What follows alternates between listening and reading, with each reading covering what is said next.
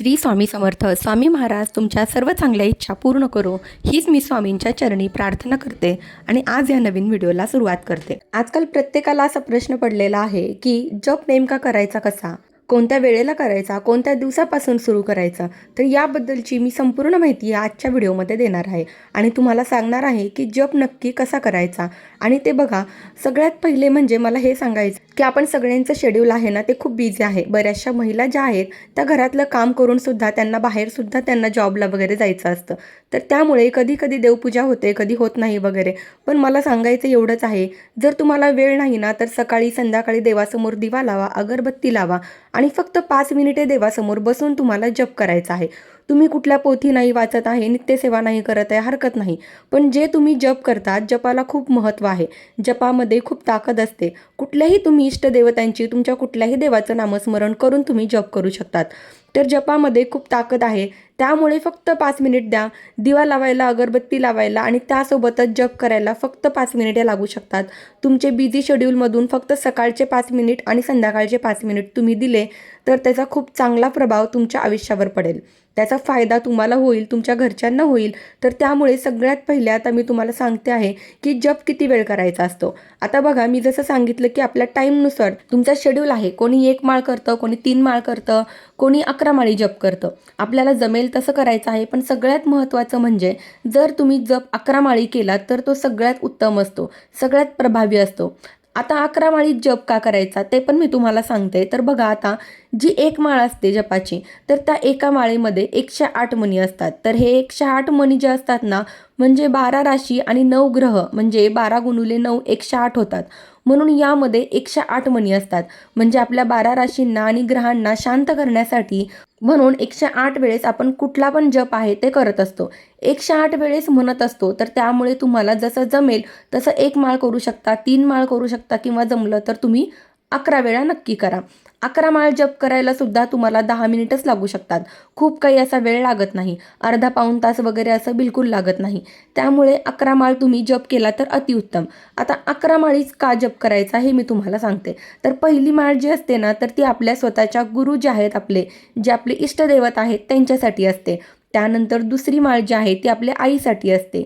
तिसरी माळ जी आहे ती आपल्या वडिलांसाठी असते आणि चौथी माळ जी आहे ती आपल्या पितरांसाठी असते. आणि त्यानंतर 5 पासून पुढच्या 10 पर्यंतच्या ज्या माळी असतात ते आपले क्रोध, मत्सर, लोभ यापासून लांब राहण्याची ताकद आपल्याला मिळावी आणि आपण देवांच्या चरणी लीन होण्यासाठी या 5 ते 10 माळी असतात. आणि शेवटची जी 11वी माळ असते ती आपल्या स्वतःसाठी असते. हे बघा, मी तुम्हाला सांगते, जप जो असतो ना तो तुम्ही करून बघा. तुम्ही सुरुवातीला 1 माळ करा, नंतर हळूहळू तुम्ही 3 माळ करत जा, त्यानंतर तुम्ही हळूहळू 11 माळी करून बघा. जप खूप प्रभावी असतो. त्यामुळे दिवसभर आपलं मन शांत राहतं. ज्याप्रमाणे आपण सकाळी योगा केल्यावर आपलं मन प्रसन्न असतं ना, तर त्याचप्रमाणे जेव्हा आपण सकाळी जप करतो ना, 5 मिनिट तुम्ही जपाला देऊन बघा, तुम्हाला दिवसभर खूप प्रसन्न वाटेल. आपल्या घराची नकारात्मकता जाण्यासाठी, निगेटिव्हिटी जाण्यासाठी जपाचा खूप उपयोग होतो. जेव्हा आपण जप करतो तेव्हा त्याच्या आजूबाजूचं खूप सकारात्मक ऊर्जा निर्माण होते. तर त्यामुळे तुम्ही जप करून बघा. तुमच्या घरात लहान मुले आहेत, हरकत नाही, तुम्ही त्या लहान मुलांना सुद्धा सवय लावा. भले त्यांना माळ पकडता येणार नाही आणि योग्य पद्धत असते माळ पकडण्याची, ती पण मी तुम्हाला सांगते. पण लहान मुलांना तुम्ही जवळ घेऊन बसा आणि त्यांना सुद्धा हळूहळू जप करायला सांगा. आता जप कसा करायचा आहे ते मी तुम्हाला सांगते.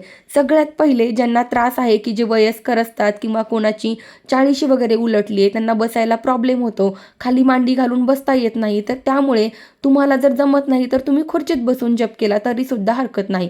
पण जर आपण तुमच्या माझ्यासारखी व्यवस्थित असाल, बसू शकत असाल, म्हणजे आपल्याला काहीच खाली बसायला वगैरे प्रॉब्लेम नाही, तर तुम्ही 100% जप जो आहे तो खाली जमिनीवर आसन टाकायचं आहे आणि त्यावर बसून करायचं आहे. बसताना तुम्हाला ताठ बसायचं आहे. त्यानंतर तुम्हाला डोळे बंद करायचे आहे. डोळे बंद करून जर तुम्हाला शक्य नसेल, म्हणजे काहींचं असतं की त्यांना थोडंसं अस्वस्थ वगैरे वाटतं डोळे बंद करून बसल्यानंतर, तर तुम्ही देवाकडे बघून देवाच्या समोर बसून तुम्ही जप करू शकतात. देवांच्या समोर जर तुम्ही बसत नाही तर तुम्ही एखाद्या रूममध्ये शांत जाऊन बसा. तिथे तुम्ही जप करू शकता. पण तुमचं जे लक्ष आहे ते एकाच गोष्टीकडे व्यवस्थित पाहिजे. जर तुम्ही डोळे बंद करून बसले तर अतिउत्तम. पुढची गोष्ट म्हणजे तुम्हाला जप जो आहे तो करताना स्पष्ट उच्चार करायचा आहे. घाईघाई करायची नाहीये. उगाचच काहीतरी बोलतोय, काहीतरी मनामध्ये पुटपुटतोय आणि जप करतोय असं बिलकुल करू नका. करायचंय ना, तुम्ही एक माळ करा, वेळ नसेल तर पण तो स्पष्ट उच्चाराने करा, व्यवस्थित करा, एकाग्र चित्ताने करा. मन पूर्ण तिकडे लक्ष असू द्या. नाहीतर आपलं इकडे जप करताय आणि तिकडे कोण काय करतंय, इकडे कोण काय करते असं तुम्ही बिलकुल करू नका. एकच माळ जप करा. मी तर म्हणेन तुम्हाला वेळ नसेल तर तुम्ही मनापासून करा. मनापासून करण्याला खूप महत्त्व आहे. जप करताना जी मनशांती मिळते ना ती दुसऱ्या कुठल्याच गोष्टीत नाहीये. तर त्यामुळे तुम्ही जप करताना फक्त मनापासून करा एवढेच मला सांगायचे आहे. त्यानंतर तुम्ही जप कशाने करू शकतात? आता हे बघा, जप करण्यासाठी रक्तचंदनाची माळ जी आहे, लाल मणी असतात तर ती रक्तचंदनाची माळ असते, त्याच्याने तुम्ही जप करू शकता. ह्यासोबत जी तुळशी माळ असते याच्याने सुद्धा तुम्ही जप करू शकता. म्हणजे विविध प्रकारच्या माळा असतात तर त्याच्याप्रमाणे तुम्हाला जे असेल त्याच्याने तुम्ही करू शकतात. फक्त तुम्हाला सांगायचं हे की पहिल्यांदा जेव्हा तुम्ही माळ आणतात ना, तर यामध्ये आपण म्हणतो ना की जसं जसं तुम्ही रोज ती माळ जप करायला घ्याल, जसं जसं तुम्ही ती माळ रोज जप कराल तर त्याच्यामध्ये सकारात्मकता येते. म्हणजे तेवढी ती सिद्ध होत जाते. तर त्यामुळे तुम्ही पहिले कुठली पण आणाल तर त्यामध्ये एवढी सकारात्मकता आणि एवढी पॉवर त्यामध्ये नसते. तर जसा जसा तुम्ही रोज जप करत जाल तर तेवढी त्याच्यामध्ये पॉवर जी आहे, सकारात्मकता जी आहे ती साठत जाते. आणि शक्यतो घरातल्या प्रत्येकाची जपमाळ जी आहे ती वेगळी वेगळी पाहिजे. बाहेरचे जर कोणी आले तर त्यांना तुम्ही तुमची जपमाळ शक्यतो देऊ नका. पण जर समजा तुम्ही दिली आणि त्यांनी मागितली तर आपण नाही पण म्हणू शकत नाही. पण देवाची गोष्ट आहे, तुम्ही जर त्यांना जप करायला दिली तर दुसऱ्या दिवशी त्याच्यावर गोमूत्र शिंपडायचं आहे आणि त्यानंतर तुम्ही त्याच्यावर परत जप सुरू करायचा आहे. तर आपल्याला प्रत्येकाची जपमाळ जी आहे ती वेगवेगळी पाहिजे. एकच जपमाळ सगळ्यांची प्लीज वापरू नका. आणि त्यानंतर आता जप करताना सगळ्यात पहिले बघा, हे बघा, आपण जप जो आहे तो मेनू मनीपासून सुरुवात करत असतो. हा जो मेनू मनी आहे तर इथून आपण सुरुवात करत असतो. जपमाळ पकडताना तुम्हाला ताठ बसायचं आहे, व्यवस्थित जपमाळ पकडायची आहे. पोटाच्या खालच्या भागाला आपल्याला जपमाळ जी आहे ती लागू द्यायची नाही. असं नाकाला पण लागू द्यायची नाही. जमिनीला टच होणार नाही याची तुम्हाला काळजी घ्यायची आहे. तर यासाठी तुम्हाला एक जपमाळेची पिशवी पण मिळते. त्या पिशवीमध्ये हात घालून पण आपण जप करू शकतो. म्हणजे ती जमिनीला लागत नाही, त्यानंतर आपल्या पोटाला लागत नाही, पायाला लागत नाही. कारण त्या जपमाळेचा तो अपमान असतो. त्याची पवित्रता सुद्धा आपल्याला जपायची आहे. तर जसं मी तुम्हाला सांगितलं की मेनू मनी जो असतो तिथून आपल्याला सगळ्यात पहिले तुम्हाला सुरुवात करायची आहे. आता समजा मी श्री स्वामी समर्थ मंत्र जप करते तर तुम्हाला अंगठ्याजवळचं बोट कधीच वापरायचं नाही. ते बोट सोडून जे आपल्या हाताचे मधले 2 बोट असतात त्याने आणि अंगठा या 3 बोटांनीच आपल्याला जप करायचा आहे. अंगठा आणि करंगळीच्या साईडच्या बोटाने जपमाळ पकडायची आहे आणि मधल्या बोटांनी एक एक मणी ओढत जप करायचा आहे. अशा प्रकारे श्री स्वामी समर्थ, श्री स्वामी समर्थ अशा प्रकारे एक एक मणी तुम्ही खाली टाकत जप करायचा आहे. आता जेव्हा तुम्ही पूर्ण माळ करून मेनू मनीपर्यंत आलात की परत तुम्हाला दुसरी माळ चालू करायची आहे. अशा प्रकारे एक एक माळ पूर्ण होतात. अगदी सोपे नियम पाळून तुम्हाला जप करायचा आहे. यासाठी नियम नाही म्हणता येणार, फक्त काही गोष्टी आपल्याला पाळायच्या असतात आणि त्याच्यानेच त्याचा लाभ होत असतो. काही गोष्टी नियमांनी केल्या तरच त्याचा लाभ होत असतो. आता जप शक्यतो तुम्ही पहाटे केलेला अतिउत्तम. तुम्ही जेव्हा उठल्यानंतर तुमचं सगळं नित्यकर्म झाल्यानंतर, अंघोळ झाल्यानंतर तुम्हाला शक्यतो लगेचच तुम्ही जप करा. तो जास्त प्रभावी असतो. तुम्हाला नाही जमत ते सकाळी घाई गडबड असते, कोणाला ऑफिसला जायचं असतं, कोणाला स्कूलला जायचं असतं, सगळी गडबड असते, सकाळी तुम्हाला शक्य नाही तर ठीक आहे, तुम्ही दुपारी करू शकता, संध्याकाळी करू शकता, हरकत नाही. पण जर तुम्हाला जमत असेल, वेळ असेल तुमच्या हातात तर सकाळी तुम्ही आंघोळीनंतर जप करा. तो अतिशय उत्तम असतो. आता जप करायचे सुद्धा प्रकार असतात बघा. तुम्ही मोठ्याने सुद्धा जप करतात. श्री स्वामी समर्थ, श्री स्वामी समर्थ असं मोठ्या आवाजाने काही लोक जप करत असतात. असं केल्यामुळे त्यांना सामान्य फळ मिळतं. दुसरं म्हणजे तुम्ही हळू आवाजात जप करतात, श्री स्वामी समर्थ, श्री स्वामी समर्थ, तेव्हा याचं पण मध्यम फळ असतं, म्हणजे ना जास्त ना कमी. आणि तिसरं म्हणजे तुम्ही मनामध्ये जप करताय, अतिशय मनाने तिकडेच कॉन्सन्ट्रेशन करून, पुटपुटत नाही, मोठ्याने बोलत नाही, फक्त मनातल्या मनात आतमध्ये तुम्ही जप करत आहे, याचं फळ तुम्हाला सहस्त्रपटीने मिळत असतं. तर म्हणजे मनामध्ये जप केलेला कधी पण उत्तम. हळूहळू तुम्हाला जर तुम्ही नवीन आहात तर तुम्ही थोडं पुटपुटत करा, हरकत नाही. त्यानंतर जशी जशी सवय होईल तसं तुम्ही नंतर मनामध्ये करायला लागा. मनामध्ये केलेल्या जपाचं फळ जे आहे ते सहस्त्रपटीने मिळतं, एवढं लक्षात ठेवा. यानंतर जप करताना 3 महत्त्वाच्या गोष्टी असतात, गरजेच्या गोष्टी असतात. ते म्हणजे पहिले म्हणजे सातत्याने. जप जो आहे तो तुम्ही सातत्याने करा. तुम्ही आज केला, परत 5 दिवसांनी केला, परत आठवड्याने तुम्ही केला नाही, परत नंतर तुम्ही सुरू केला, असं बिलकुल करू नका.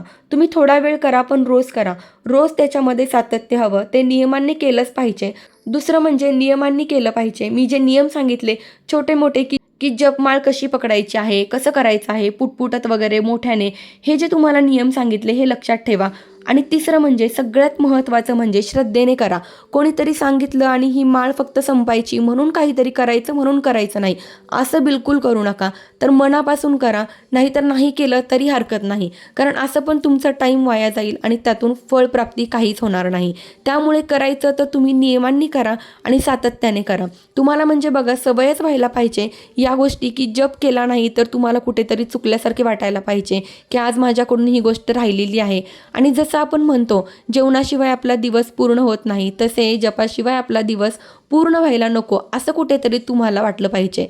जप तुमच्या हातून रोज झालाच पाहिजे. यासोबतच ग्रहण काळामध्ये सुद्धा तुम्ही जप केला पाहिजे. मग तुम्ही कुठल्याही तुमच्या इष्टदेवतांच्या नावाचा जप केला तरी हरकत नाही, पण ग्रहण काळामध्ये सुद्धा आपण जप करतो, तो सुद्धा खूप प्रभावी असतो. जपाची सुरुवात आता बघा, आज मी तुम्हाला सांगते, माहिती देते किंवा तुम्हाला कुठून तरी माहिती मिळते, तर तुम्हाला जर जपाची सुरुवात करायची असेल तर तुम्ही कधी पण करू शकता. त्याच्यासाठी तुम्हाला मुहूर्त पाहायची गरज नाही. तुम्ही कुठल्याही दिवशी जपाची सुरुवात करू शकता. आता तुम्हाला सगळं लक्षात आलं असेल असं मला वाटतं आणि नक्की करा. जपामध्ये खूप फायदे आहेत. लहान मुलांना सुद्धा तुम्ही सवय लावा. ते अगदी बसले खेळता खेळता त्यांच्याकडून करून घ्या. तुम्ही त्यांना सुद्धा हळूहळू आवड लागेल.